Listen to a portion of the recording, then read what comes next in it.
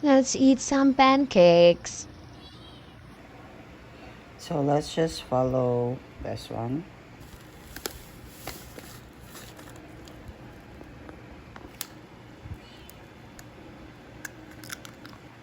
One egg, 1/2 cup of water.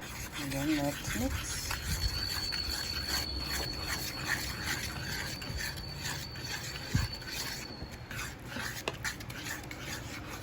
Okay, this is our cat. It's so clingy. Actually, it's not our cat. So I added more water. I want this consistency actually.